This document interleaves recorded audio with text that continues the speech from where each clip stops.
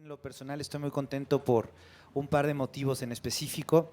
El primero es sin duda estar en esta brigada que me parece fantástica. Creo que cuando se habla de qué hacer para que la gente lea más, no hay que romperse demasiado la cabeza y poner los libros a un buen precio y sobre todo ponerlos enfrente de todo mundo. Siempre digo un dato que leí hace unos 4 o 5 años y es que un número más o menos de 25 millones de mexicanos nunca van a leer un libro en su vida, entonces nunca van a ver un libro en su vida, nunca lo van a tener cerca, entonces creo que acercar en lugares donde se confluye muchísima gente los libros a un buen precio es una idea maravillosa. Y sin duda la segunda razón por la que estoy muy contento de estar aquí con Mateo y con Gastón es para hablar de una novela con Gastón García Marinozzi sobre su novela El libro de las mentiras en Editorial Alfaguara. Eh, una novela que desde el principio leerlo me parece un reto, me parece que desde el principio presentar o ponerte a escribir o reseñar un libro que se llama El libro de las mentiras, me parece algo fascinante. Orhan Pamuk, quizá esta sea la primera pregunta que quiero hacer. Creo que lo mejor siempre es una charla sobre libros, sobre literatura, en la que nos vayamos inmersando en la trama, en los personajes fascinantes de este libro, en los tópicos, me parece, como el parricidio, no muy importante. Pero bueno, Orhan Pamuk tiene un libro que se llama El libro ingenuo, el novelista ingenuo y el novelista sentimental, que es un conjunto de ensayos sobre la literatura. Él dice que en 2006 escribió una novela que se llama El Museo de la Inocencia, en donde un joven llamado Kemal se enamora de una forma enferma por una mujer. Y la novela es tan fuerte, tan vívida, que todo mundo le preguntaba a Orhan Pamuk, ¿es usted Kemal? ¿A usted le pasó eso? Recuerdo mucho esta novela, este ensayo de Orhan Pamuk, y lo traigo a colación, porque Mike es el personaje principal del libro de las mentiras.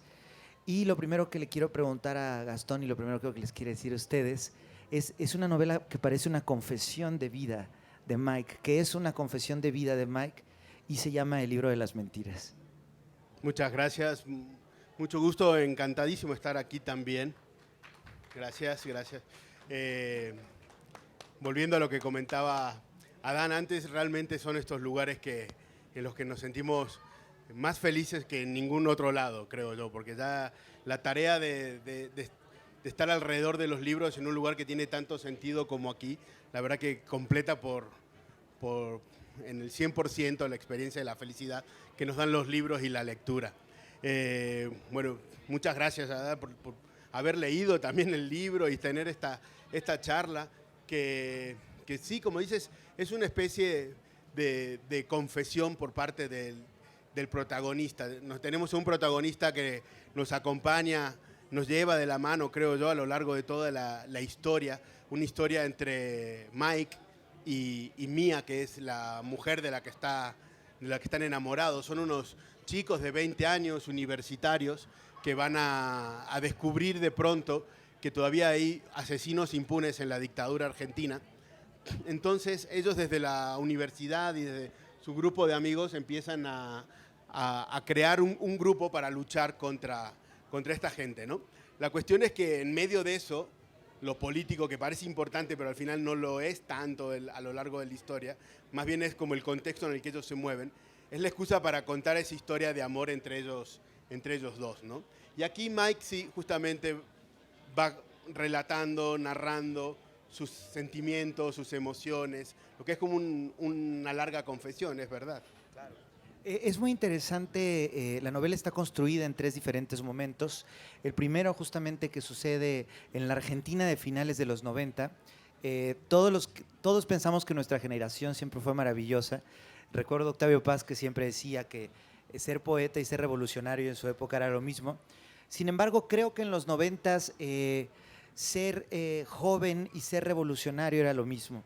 Me parece que en el Buenos Aires de finales de los 90 había una forma identitaria donde todavía estaban algunos de los asesinos de la dictadura sueltos, pero también que ser joven significaba meterse en una relación amorosa destructiva si no eras joven, si no amabas a alguien y eso te iba a llevar casi casi a la locura, realmente estabas perdiendo tu tiempo. Y quiero hablar de esto antes de continuar. Una cosa muy importante en Mike, que es artista, y en Mía, y en tu novela, es la música, ¿no? Este quizás último momento del rock que comenzó con los Beatles y que quizá terminó a finales de los 90 con el grunge, donde lo que escucharas te definía de una forma radical y a tal grado que Leonard Cohen está muy presente, pero tú dices que puedes hacer un playlist de la novela, ¿no? Lo has hecho, de hecho. Sí, sí, sí. Los personajes están todo el tiempo o escuchando música o con música alrededor, ¿no? Los 90 en Argentina fueron muy particulares, creo que aquí fue muy parecido, pero fue la década del neoliberalismo en Argentina, ¿no? Fue la década en que nos hicieron creer a todos que éramos primer mundo, que ya no éramos Argentina, sino que éramos algo así como una Suecia del fin del mundo. Y por eso ese contexto de la gran mentira nacional que fueron los 90. Y allí una manera contestataria era sin duda hurgar todavía en lo que había dejado la dictadura. Y la música, los últimos resquicios del rock, como dices, realmente los 90 eran muy importantes, eran protagonistas en esa manera de relacionarse y de quererse y de ser joven, ¿no? Yo creo que todo joven a los 20 años quiere ser revolucionario, artista y vivir un gran amor, ¿no? Justamente la pregunta que no debía hacer, pero que sí voy a hacer es, ¿qué tanto hay de Mike dentro de ti? ¿Cómo hiciste este personaje? Espero que haya muy poco, porque Mike es un miserable. Así que espero no tener nada de eso. Está contado en primera persona, entonces a veces puede parecer que hay algo autobiográfico. Sin embargo, a mí me gusta una explicación que dio alguna vez Pasolini, que decía que no había nada autobiográfico en uno de sus libros, y en sus películas, pero no había una historia autobiográfica, lo que había eran emociones autobiográficas. Y a veces sí creo que es imposible no trasladar esas emociones que uno también conoce a la hora de escribir o a la hora de asignárselo a un personaje, como este caso, ¿no? A lo mejor en el momento de escuchar una canción de Leonard Cohen sí haya algo similar a lo que me puede llegar pasar a mí, ¿no? Claro. Decía que la novela está hecha en 3 partes. Una segunda parte de la novela, un segundo momento que a mí me gusta mucho porque empieza a ser bastante doloroso, bastante melancólico y un momento es miserable por las causas que ustedes sabrán, Mike. Quizás no habría que develarlas, pero sin embargo él tiene una búsqueda artística que me gusta mucho en un sentido muy auténtico y se va huyendo a Barcelona después de que todo se cae a pedazos. Se cae su familia a pedazos terrible, de una forma brutal, donde a él lo arrastra la culpa en muchos sentidos. Argentina, como dices, está en un neoliberalismo terrible y también su propia relación con Mía llegó a un cierto cenit que luego va a ser difícil saber hacia dónde van a ir.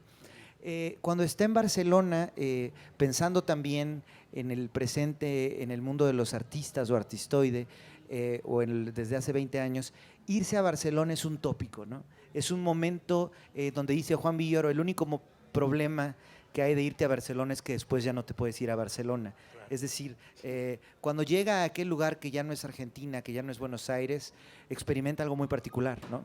Exactamente, sí. Sí, Barcelona a él se le hace este lugar donde está una hermana, una razón familiar por la que se tiene que ir para allá, pero básicamente hay algo en él es pintor y es falsificador de cuadros, ¿no? Entonces él está obsesionado con las Meninas de Picasso, que a su vez son una reinterpretación de las Meninas de Velázquez. Entonces él va al Museo Picasso en Barcelona a intentar copiar esos cuadros, ¿no? Son una serie de cuadros.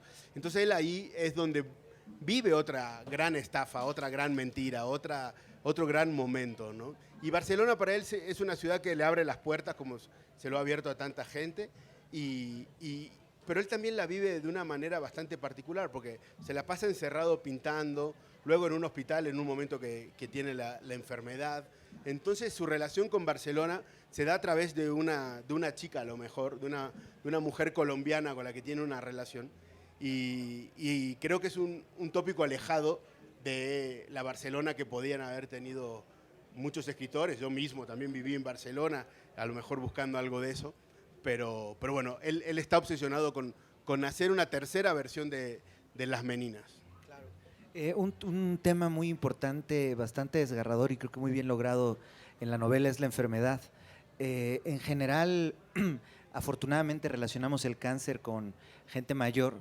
Sin embargo, ¿qué hacer cuando estás en ese momento que estamos narrando de el cenit de la pasión revolucionaria, el cenit de la pasión identitaria, y un buen día te dicen que tienes un cáncer de garganta y que eso lo lleva de hecho a relacionarse con alguien muy terrible, ¿no? Pero es un gran tema la enfermedad, ¿no? Sí, sí, sí. Y aquí el símbolo de esa enfermedad, porque precisamente Mike, hay un tercer personaje del que no hemos hablado todavía, que es Eugenio, que es el viejo asesino de la dictadura, que vive impune, que también tiene cáncer de garganta como Mike. Entonces los dos se conocen en el médico, ¿no? La cuestión es que los dos son los que tienen algo para decir, los dos son los que tienen una verdad, los dos son los que tienen una historia que contar y sin embargo no lo hacen porque la excusa aquí en este caso es la enfermedad, por eso es tan simbólico la enfermedad de la garganta. Entonces la que tiene que contar la historia es Mía, la chica. La mujer es la que escribe el libro de las mentiras, ¿no? La voz, la fuerza, el motor de la historia justamente es ella, ¿no? Y los dos hombres se quedan ahí en distintos momentos y relaciones con la enfermedad. Claro. Justamente hablando de el libro de las mentiras, vuelvo a esto porque recuerdo el inicio de una película, Mulholland Drive, en donde las dos chicas, de repente los dos personajes van hacia un cine donde antes de que comience a cantar una mujer, lo que aparece una suerte de mago y dice, nada de lo que van a ver aquí es real, todo es mentira. Y dice Fernanda Solórzano en un ensayo que tiene sobre cine, que es como si hiciera lo contrario a un mago. Un mago en general te va a decir, todo lo que ves aquí es real y tú tienes que descubrir la mentira. Y tienes unas líneas justo en el libro de la mentira que va un poco sobre esto, ¿no? Sí, es como develar el truco, ¿no? ¿Y qué pasa en el caso de la película, en el caso de ese mago, cuando te develan el truco, pues ¿qué te deja ya? Te deja pues la piel, la herida directamente, ¿no? Aquí hay como varias vueltas alrededor de la mentira, de la verdad, o al menos de las capas de realidades y de posibles máscaras que uno puede llegar a tener en las relaciones, en la vida, en diferentes posturas. Decía Javier Cercas que para escribir Anatomía de un instante tuvo que hacer una cantidad brutal de borradores y borradores, donde contaba la novela del golpe de Estado del 82, donde resistió Adolfo Suárez, y en algún momento descubrió que nunca iba a funcionar esa novela porque todo lo que había sucedido en esa parte de la historia era ficción y que no se podía escribir una ficción de la ficción.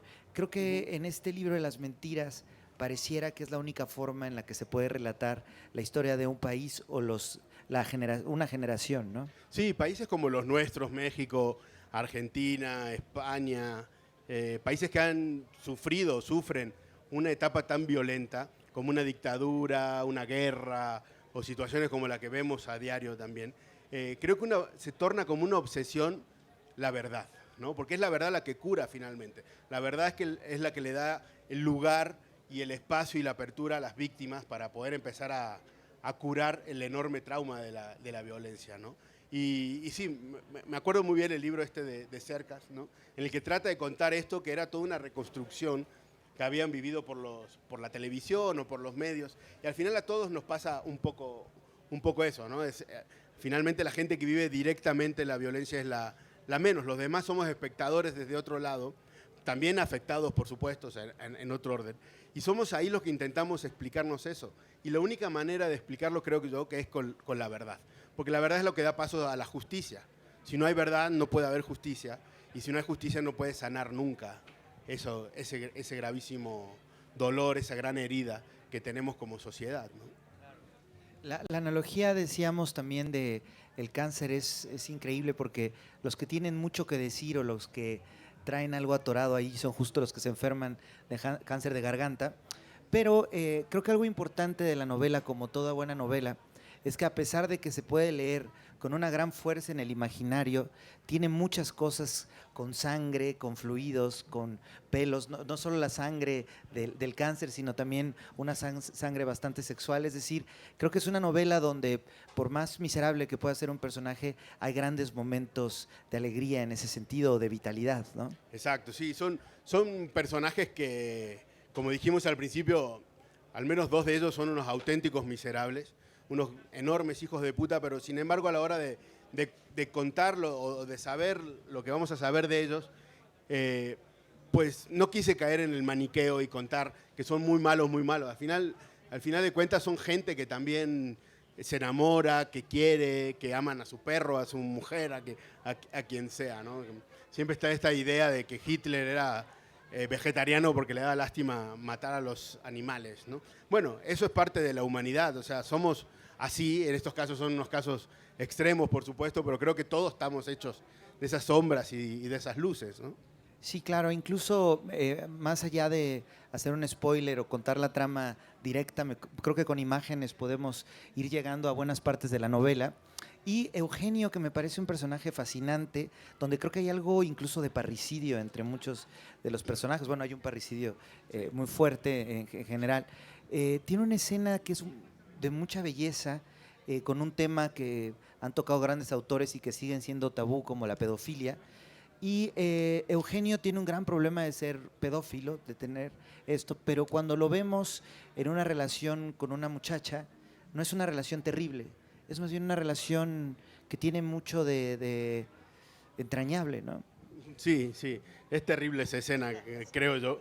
Espero que el lector lo horrorice. Espero no estar como, ya demasiado loco de como ir a demasiado mí Nabokov. Ajá. cuando se me ocurrió, pero sí, hay un gran momento de Eugenio, este anciano, que había sido uno de los ideólogos de la dictadura, pues tiene un amor, se enamora de una chica muy jovencita, ¿no? Y pasan varios años juntos. Y realmente es una relación entrañable, es una relación llena de afecto y de ternura. Una escena también ahora para otra imagen que me gustó muchísimo. Contaba justo Gastón que cuando llega justamente Mike a Barcelona, él está obsesionado con las meninas de Picasso. Tiene que ver, yo creo que también con la Segunda Guerra, y hay un peso muy importante. Y el lugar donde comienza a dibujarlos es en el libro de las mentiras. Él se lleva un manuscrito que le escribió su novia, Mía, su enamorada. Sin embargo, lee las primeras páginas en el avión y quizás tenga tanto de verdad que no las puede leer. No sé, esto es algo que interpreta cada lector. Sin embargo, me gusta mucho el manuscrito y en lo que empieza a convertirse este manuscrito. Este lugar donde en las partes traseras de donde viene estampada la novela comienza a crecer cada vez más y más una imitación de las meninas, ¿no? Así es, sí. Él se lleva la despedida que tiene Mía en Buenos Aires, le da el libro de las mentiras, que es el manuscrito, son 300 páginas. Entonces él va cargando ese sobre lleno de hojas, leyéndolo casi con absoluta desidia, lee las primeras páginas y allí lo deja. Sin embargo, lo carga todo el tiempo porque para él es algo importante y allí es donde ve que de pronto cuando empieza a dibujar su nueva interpretación de las meninas de Picasso y de Velázquez, él es cuando lo hace en las contracaras de lo que estaba escrito. Entonces, este objeto, estas 300 hojas acaban siendo realmente como un absoluto motor que lo acompaña a lo largo de toda la historia. Claro. También retomando esto de las mentiras, mientras leía todo esto, esta parte en Barcelona, donde Mike conoce a otra chica y de alguna forma empieza a sufrir y a vivir en un momento muy duro, como que me dio cierta obsesión por volver a la tapa y decir el libro de las mentiras. Me pareció que es algo que siempre está confrontando al lector. Creo que hay títulos que no solo describen lo que sucede, sino que todo el tiempo te están diciendo cómo no debes leer un libro, ¿no? Sí, que es verdad y que es y qué es mentira. Sí, Mike se torna por momentos insoportable. Es el típico veinteañero sufriendo de amor y buscando el camino que va a elegir en la vida. Y sí, es un pesado realmente por momentos, ¿no? Eso es extraño, ¿no? ¿Cuántas historias habrán en la literatura, cuántos libros donde el personaje tenga una cierta distanciamiento y un cierto repudio por su personaje? En general parecieran ser alter egos, reflejos de sí mismo, lo que te gustaría hacer con la mujer que te gustaría estar, el puesto que te gustaría tener, bla, bla, bla. Y tú trabajas en un sentido opuesto, ¿no? En este caso sí, en este caso sí.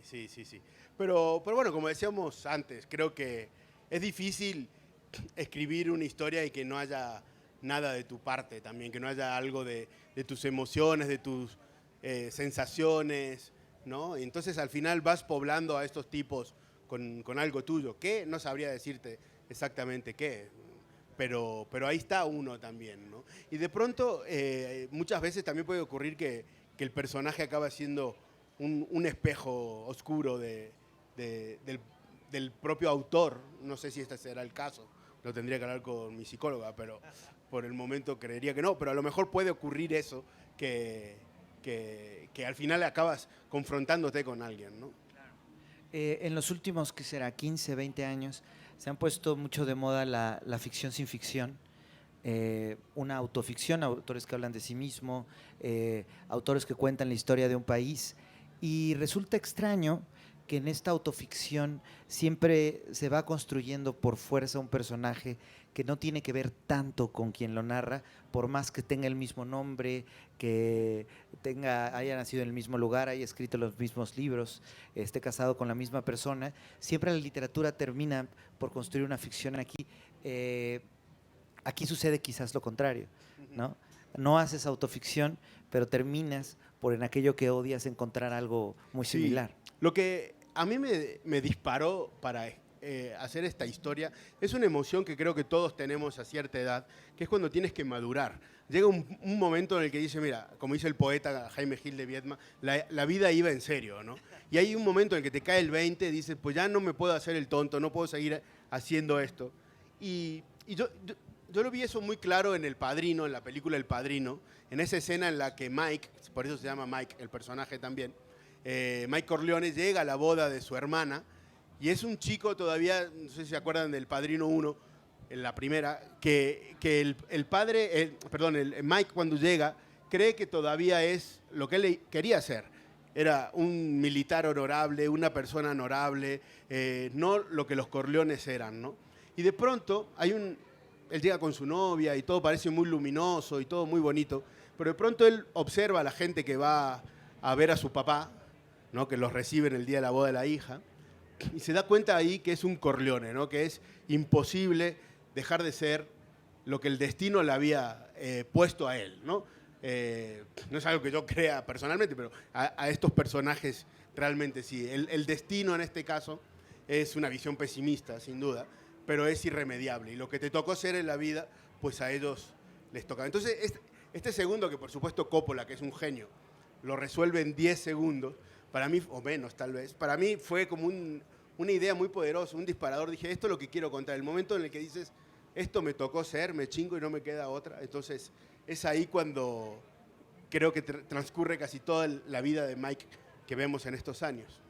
¿Cuáles serían algunos de estos detonantes que te dan, que a Mike que consideras que lo hacen ver que la vida va en serio? ¿Qué son momentos, es un conjunto? Uno de los momentos es cuando regresa a Buenos Aires y Mía ya no es la Mía de la cual estaba ciegamente enamorado, o al menos ella no estaba tan enamorada de él como antes. De hecho, él le pide disculpas porque había estado en silencio tanto tiempo y a Mía ya ni siquiera le importa perdonarlo. Entonces no hay peor desaire, creo yo, y ni más desamor más enorme que te hagan eso, ¿no? Él tiene todo el tiempo una imposibilidad de expresarse. El silencio, si bien habla 300 páginas, en realidad él no sabe hablar con nadie. Él no sabe expresarse con su familia, con su hermano, que es un personaje muy importante en la historia, con la propia Mía, con Eugenia, ¿no? Entonces es un hombre luchando contra su propio silencio todo el tiempo, ¿no? Claro, que quizás pienso en dos escenas ahorita muy particulares. La primera, que su hermano hace lo que él tuvo que haber hecho y lo hace de una forma mucho más contundente. Y la segunda, que él se hospeda en un hotel enfrente de donde vive Mía y que desde ahí la observa un poco ya como si él ya no existiera, quizás. Sí, sí, o como quien observa una película, ¿no? De ajena. Sí. Eh, esta idea de ser lo que la vida quiso que eras, ¿de qué iría en contra quizás de aquello que soñaste cuando eras joven o de qué sería? Sí, sí, sí, en el caso de estos personajes, sí. Y que citabas a Pamuk al inicio de la charla.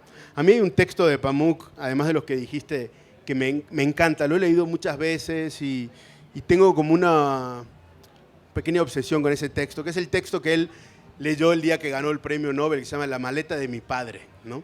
Entonces ahí a Pamuk le pasa algo similar a lo que estamos hablando. Para él fue fundamental encontrarse con una maleta llena de manuscritos de su padre. Él que era ya un gran escritor, se encuentra esa maleta donde su padre, que había querido ser escritor, nunca había podido serlo por distintas razones, porque tenía que trabajar, ocuparse de otras cosas, etcétera, etcétera. Entonces, para Pamuk ese fue el momento en el que dijo, tengo que tomar mi destino también.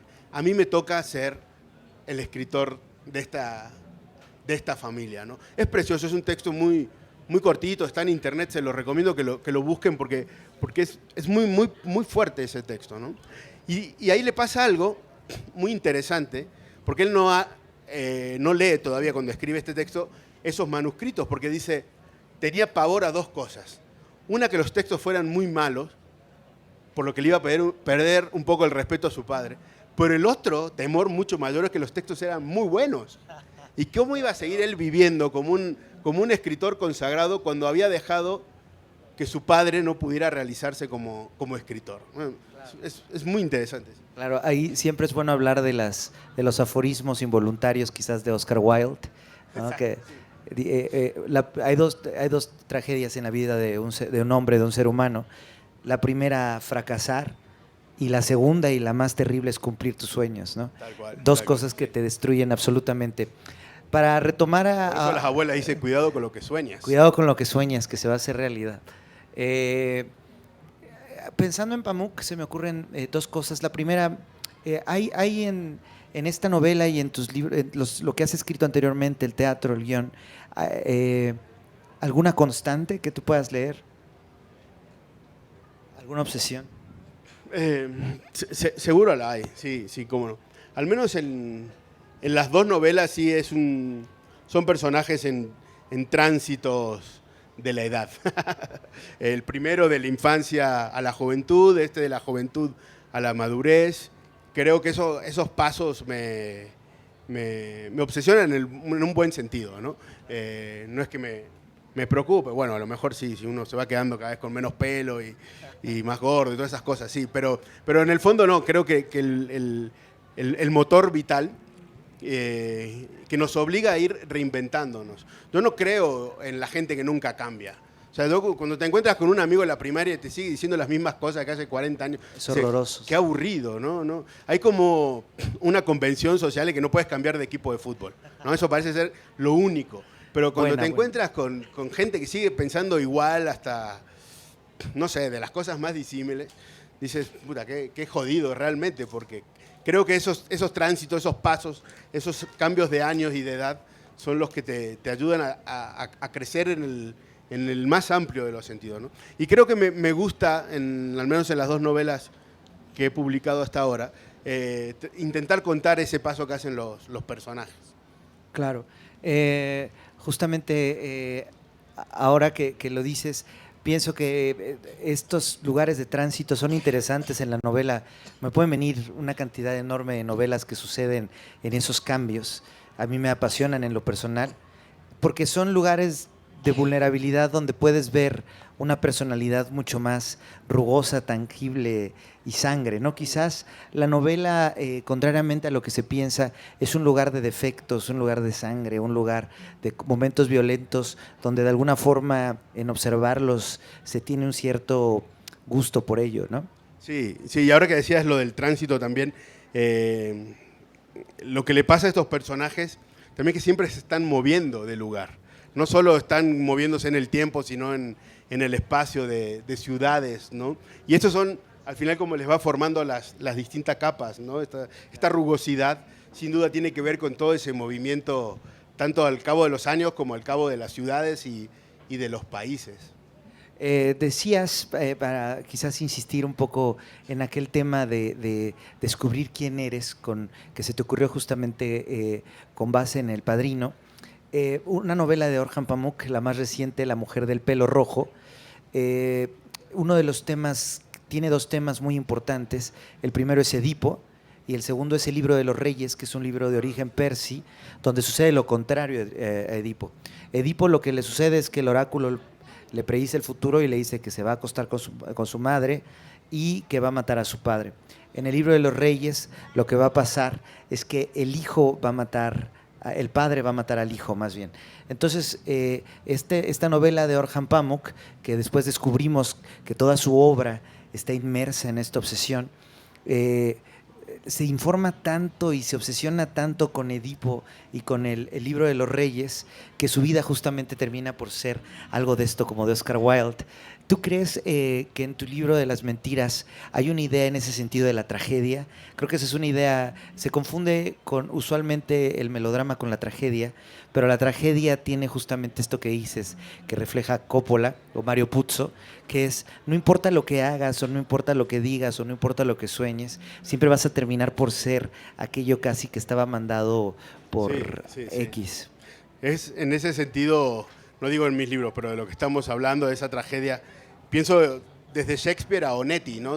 Es el mismo tipo de gente que se enfrenta a la tragedia de la vida. Y la tragedia de su vida justamente es mirarse al espejo y descubrir algo que a lo mejor no quieren, pero lo tienen que asimilar, lo tienen que asumir. Y es la manera en la que... Ahora me acordé de los de Onetti, básicamente, que tienen ese trajín en la vida que siempre es trágico, ¿no?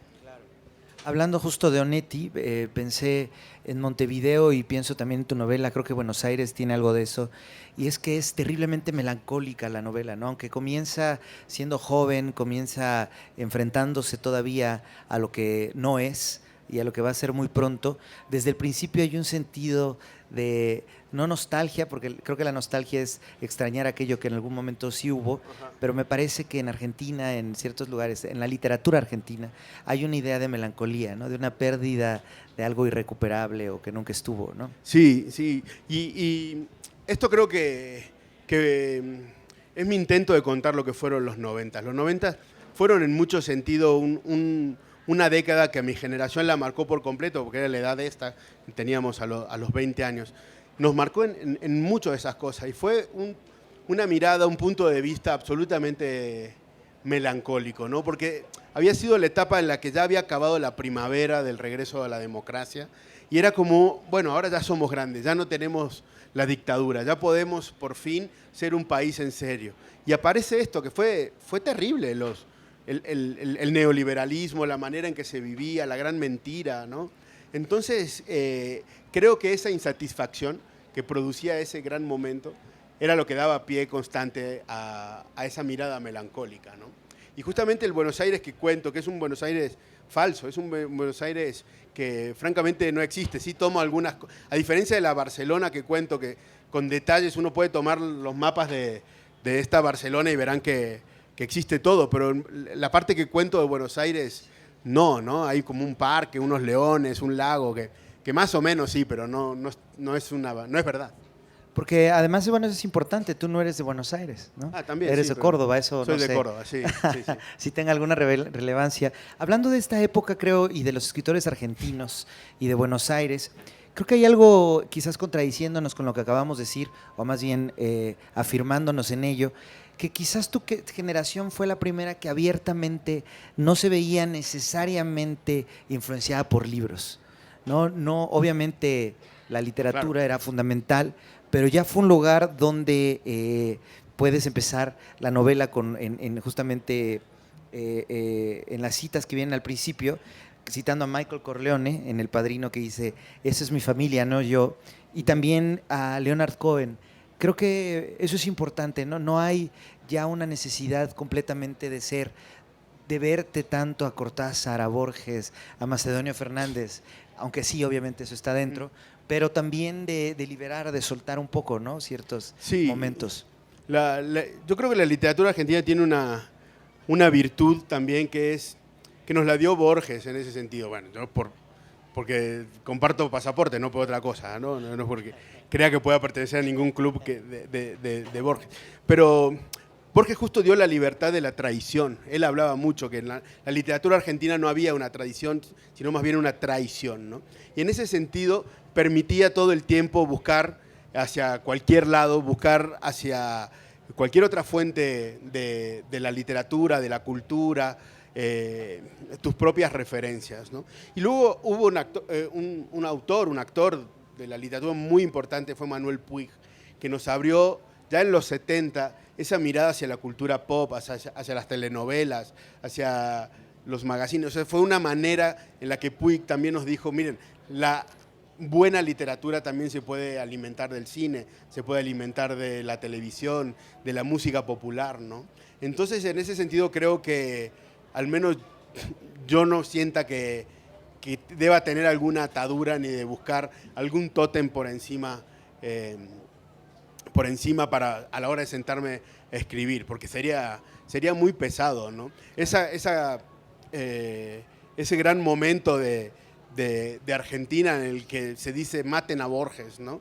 Esto ocurrió en los años 80, 70, perdón, y fue como un gran momento de decir, quitarnos eso.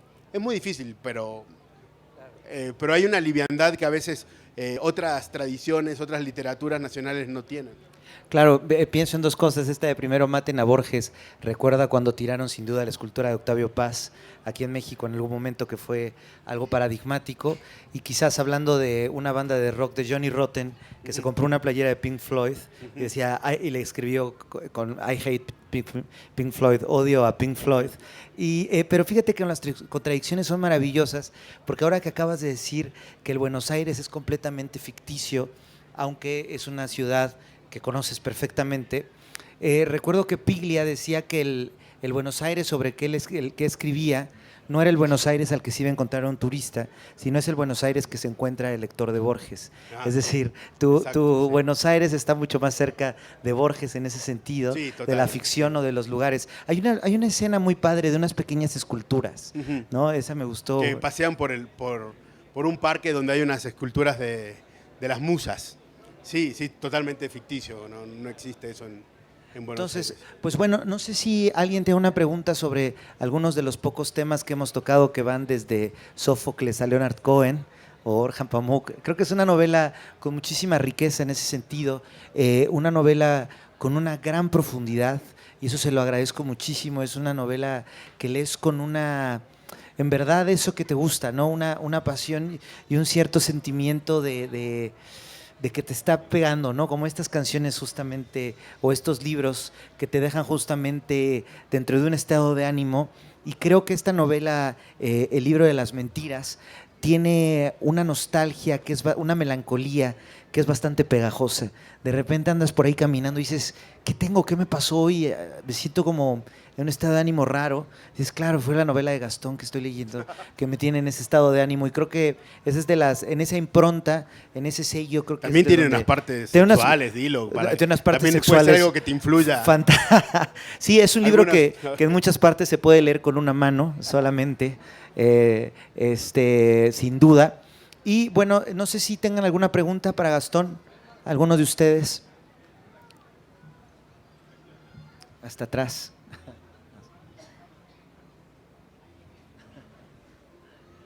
¿Alguien? No sé si te gustaría, ¿tienes en mente leer algo como 3 momentos, un momento? Que lea algo. El inicio, ¿no? El inicio es fantástico. Sí, con eso. Yo había seleccionado una por ahí, pero se me hace que ya hablamos mucho. El inicio está padre. Bueno.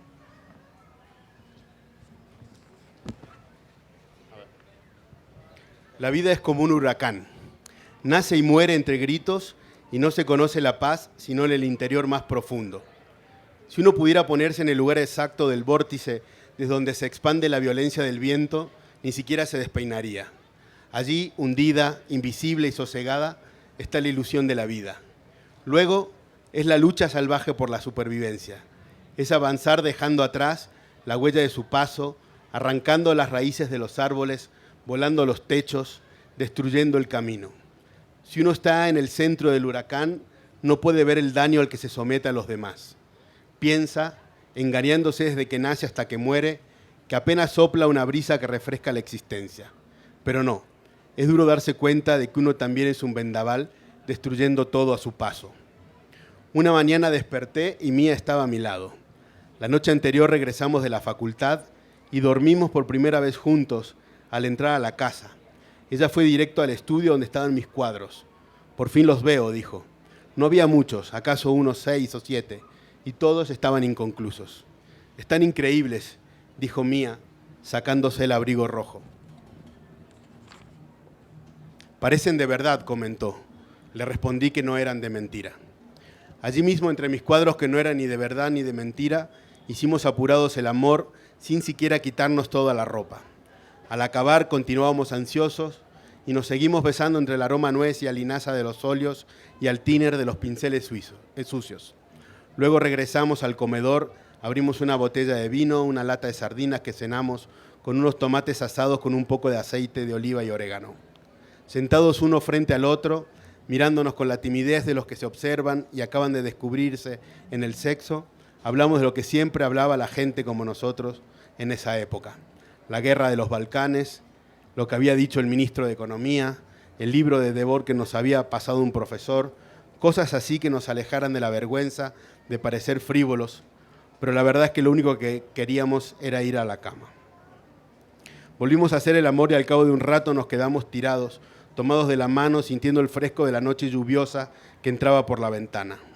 Mía se recostó sobre mi panza, acomodó su pelo por mi pecho y entrelazó sus piernas con las mías. Se había puesto la camiseta del Barcelona que me había traído mi hermana. Le hizo un nudo en la cintura, lo que le remarcaba la figura y los pezones. Prendió un cigarrillo con el cipo que le había comprado a un cubano a la entrada de la facultad. Fumaba pausada, lenta, suave, y yo cerraba sus dedos largos mientras seguíamos acariciando. Enganché los dedos de mi mano derecha en el elástico de su bombacha y en esa natural quietud veíamos la tele, pasando de canal en canal, apretando los botones del control remoto, viendo recetas de cocina, evangelistas obrando milagros, mesas de debate político sobre la dictadura, venta de aparatos de gimnasia y algo de porno inapreciable en esos canales codificados que no pagaba. Yo podía ver sus ojos reflejados en la pantalla de la televisión, iluminados por la escueta brasa del cigarrillo cada vez que inhalaba, y también podía darme cuenta de que estaba dispuesto a enamorarme en ese mismo momento.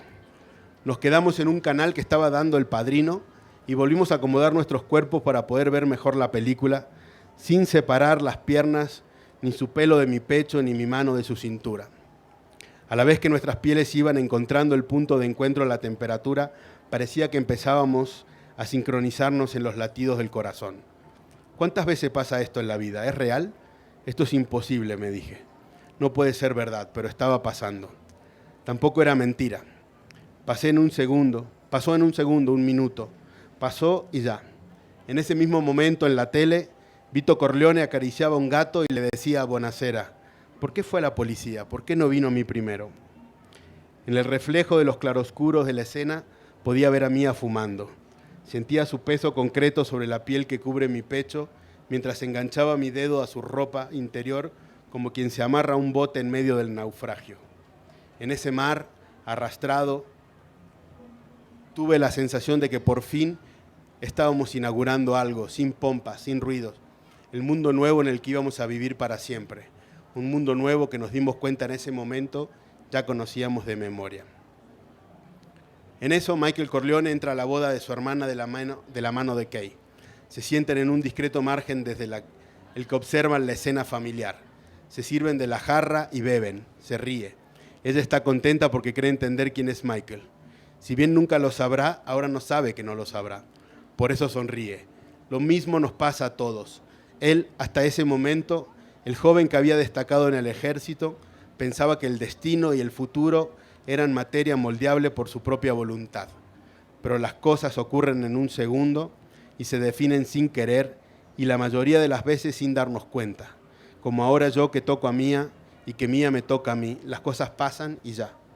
Como el latido de mi corazón latiendo a la par de los latidos del corazón de Mía. Un segundo, un momento, de esos momentos que crees que nunca van a suceder y pasan. Como cuando eliges ser cobarde o ser valiente. Ahora somos valientes. Y cuando intentas preguntarte qué pasa, por qué pasa lo que pasa, no encuentras respuestas y tal vez solo la mentira tenga una explicación para lo que estamos viviendo.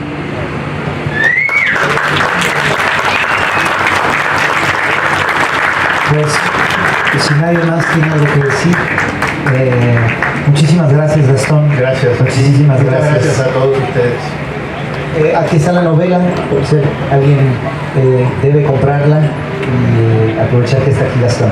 Muchas gracias. Nada, agradecerle a Gastón, a Adán, en nombre de la Brigada para Leer en Libertad. Gastón va a estar ahí firmando los libros.